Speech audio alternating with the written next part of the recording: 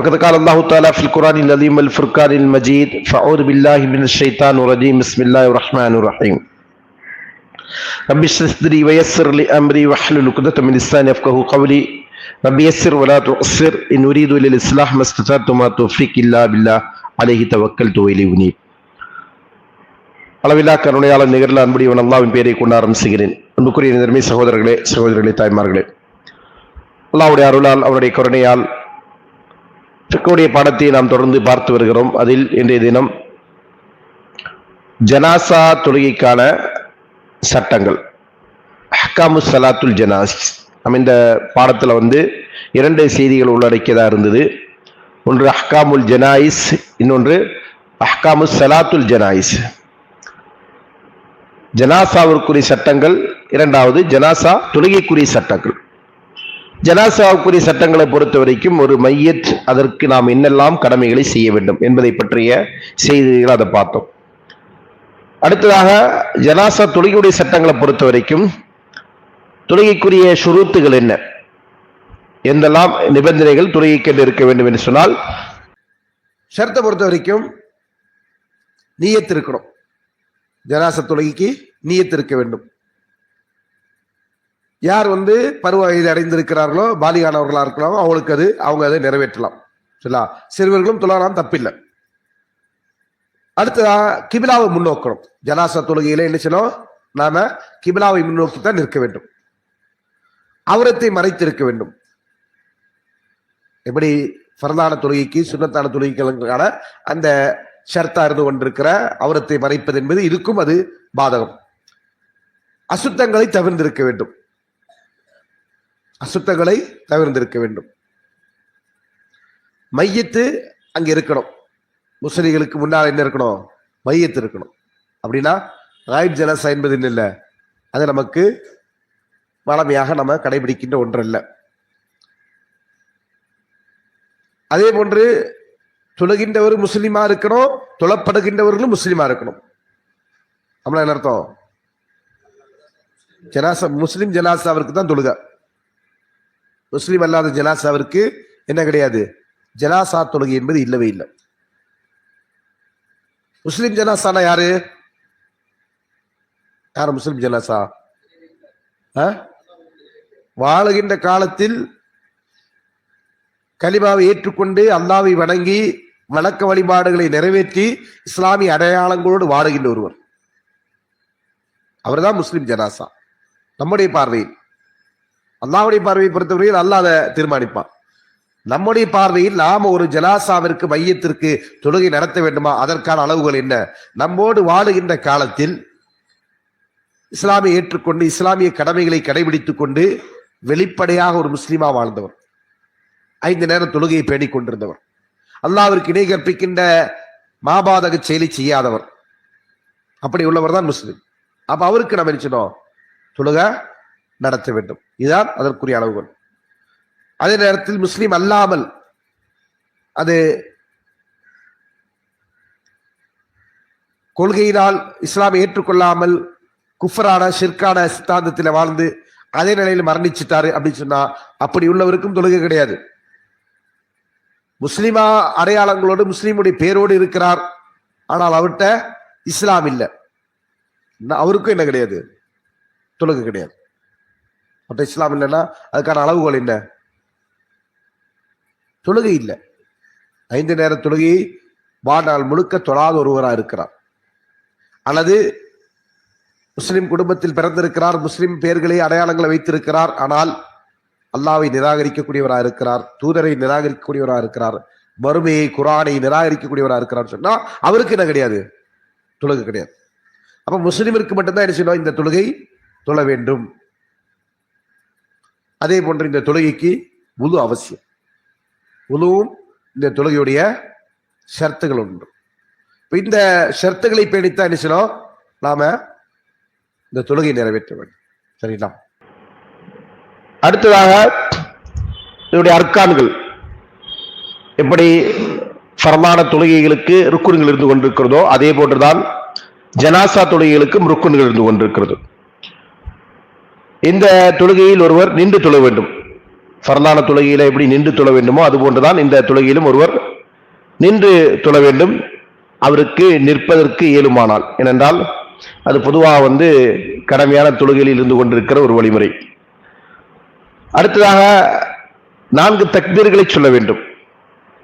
4 தக்பீர்கள் என்பது இந்த தொழுகையுடைய ருக்குன். ஏனென்றால் நபி ஸல்லல்லாஹு அலைஹி வஸல்லம் அவர்கள் அவ்வாறுதான் தொழ வைத்தார்கள். கப்பர அலா நஜாஷி அர்பா, நபி ஸல்லல்லாஹு அலைஹி வஸல்லம் அவர்கள் நஜாஷி மன்னர் அவர்கள் மரணித்த போது அவருக்காக வேண்டி காயிப் ஜனாசா தொழுகை நடத்தினாங்க. இந்த காயிப் ஜனாசாவை ரசூலுல்லாஹ் தொழ வைக்கும் போது அந்த தொழுகை குறித்து அறிவிக்கப்பட்டிருக்கிற செய்தியில சொல்றாங்க, கப்பர அலன் நஜாஷி அர்பா, ரசூலுல்லாஹ் அவர்கள் நஜாஷி அவர்களுக்காக வேண்டி ஜனாசா தொழுகை நடத்தினார்கள், 4 தக்பீர்களை சொல்லி என்று சொன்னாங்க. அப்ப அந்த 4 தக்பீர்கள் என்பது இதனுடைய ருக்குன்கள். அதே போன்று சூரத்துல் ஃபாத்திஹா, ஃபர்லான தொழுகையில சூரத்துல் ஃபாத்திஹா என்பது, அதே போன்று ஏனைய தொழுகைகளிலும் சூரத்துல் ஃபாத்திஹா என்பது ருக்குன் என்பதை நாம் அறிந்திருக்கிறோம். அப்ப அந்த பொதுவான செய்தியின் அடிப்படையில் இந்த தொழுகைக்கும் எனது சூரத்துல் ஃபாத்திஹா என்பது ருக்குனாக இருந்து கொண்டிருக்கிறது. அல்லாஹ்வின் தூதர் ஸல்லல்லாஹு அலைஹி வஸல்லம் அவர்கள் சொன்னார்கள், லா ஸலாத்த லிமன் லம் யக்ரா பி உம்மில் கிதாப், பி உம்மில் குர்ஆன், குர்ஆனின் தாயை யார் ஓதவில்லையோ அவருக்கு தொழுகை இல்லை.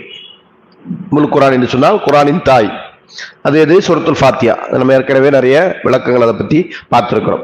அப்போ சூரத்துல் ஃபாத்திஹா ஓதாதவருக்கு தொழுகை இல்லை என்று சொன்னாங்க என்கிற அந்த ஹதீஸை ஆதாரமாக கொண்டு ஜனாசா தொழுகையும் தொழுகை தானே, ஜனாசாவிற்கான துவா, அந்த துவா தொழுகையாத்தான் ரசூலுல்லாஹ் அவர்கள் சொன்னாங்க.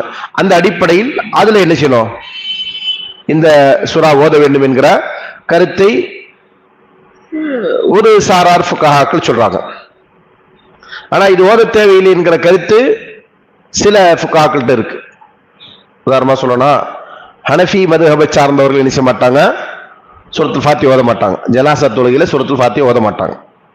ஏனைய ஃபுகஹாக்களை பொறுத்த வரைக்கும் ஓத வேண்டும் என்பதையும், ஓதுவது விரும்பத்தக்கது என்கிற கருத்தும், ஓதுவது கட்டாயம் என்கிற கருத்தும், ருக்குன் என்கிற கருத்துமே ஏனைய ஃபுகஹாக்களத்தில் இருந்து கொண்டிருக்கிறது.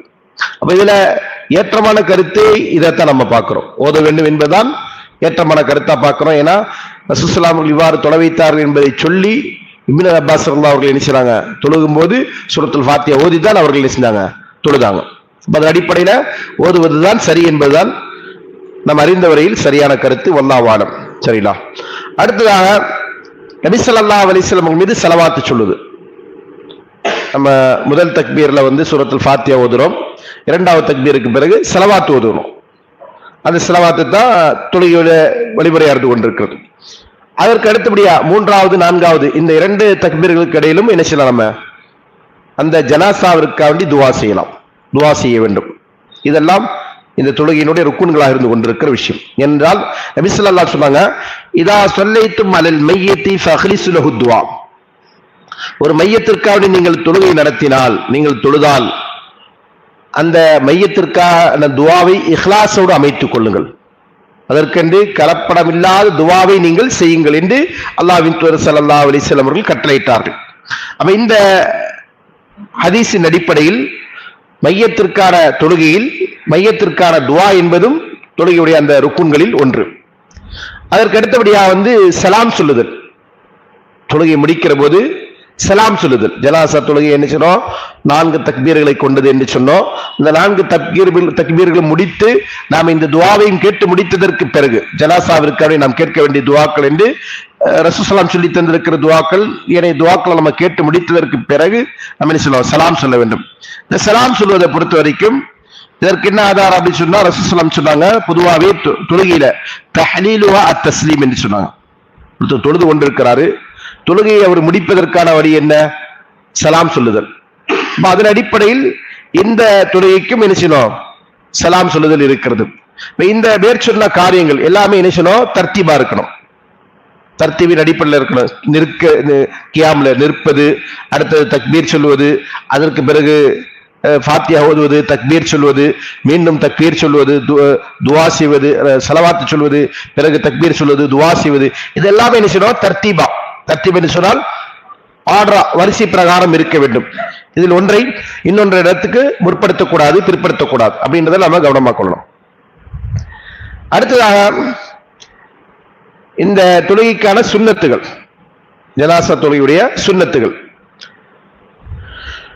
தக்பீர்களை சொல்லுகிற போது கைகளை உயர்த்துறது, ரஃபுல் யதைன், கைகளை உயர்த்துறது. எப்போ அல்லாஹ் அக்பர் என்று சொல்லி நம்ம நினைச்சிருவோம், கைகளை உயர்த்தி முதல்ல தக்பீர் கட்டும்போது பொதுவாக எல்லாரும் உயர்த்துறது உண்டு. ஆனால் மற்ற தக்பீர்களோடு, ஏடைய 3 தக்பீர்களோடும் நினைச்சதில்ல, கைகளை உயர்த்துறத மக்கள் செய்வதில்லை அதிகமா. ஆனா அது செய்யறதுதான் சுன்னத். ஏனென்றால் இப்னு உமர் அவர்கள் என்ன செய்றாங்க, ஜனாசா தொழுகையா இருக்கட்டும், ஈது தொழுகையா இருக்கட்டும், எல்லா தொழுகையிலும் நினைச்சோம் எல்லா தக்பீர்களின் போதும் கைகளை உயர்த்தணும். அதாவது கியாமில் நின்று கொண்டு நாம் தக்பீர் சொல்லுகிறோம் என்று சொன்னால் அந்த தக்பீரின் போது கைகளை உயர்த்த வேண்டும் என்பதை அவர்கள் வலியுறுத்துகிறார்கள் என்கிற காரணத்தினால இது சுன்னத்தா இருந்து கொண்டிருக்கிற விஷயம். சரிங்களா? அடுத்ததா சூரத்துல் ஃபாத்திஹா ஓதுறதுக்கு முன்னாடி இஸ்திஆதா, அஊது பில்லாஹி மினஷ் ஷைத்தானிர் ரஜீம் என்று சொல்வது என்பது சுன்னத். அதே போன்று இந்த தொழுகையில் தனக்காக வேண்டியும் முஸ்லிம்களுக்காக வேண்டியும் பிரார்த்திப்பது என்பதும் சுன்னத். நம்ம துவா என்ன சொன்னோம், நாம நமக்கான துவா கேட்டுக்கொள்ளலாம், மையத்திற்கான துவாவை கேட்டுக்கொள்ளலாம், ஏனைய முஸ்லிம்களுக்கான துவாக்களையும் நம்ம கேட்டுக்கொள்ளலாம். அது ஒரு சுன்னத்தான ஒரு விஷயம். அதற்கு அடுத்தபடியாக கிராத் ஓதுதலை ரகசியமா ஓதுறது, சத்தமிட்டு ஓதாமல் என்ன செய்யணும், அமைதியான முறையில சூறாக்களை துவாக்களை எல்லாம் ஓதுவது என்பது இந்த தொழுகையுடைய வழிமுறை. இது ஒரு சுன்னத். இதுல இப்னு அப்பாஸ் இடமிருந்து இதற்கு ஒரு மாற்றமான ஒரு கருத்தும் சொல்லப்பட்டிருக்கு. என்ன அப்படின்னு சொன்னா, வெளிப்படுத்தி ஓதி இருக்கிறாங்க. அதை ஓதுவதற்கான காரணம் இதுதான் சுன்னா என்பது தெரிவிப்பதற்காக வேண்டி என்ன சொல்லி காட்டிருக்கிறாங்க.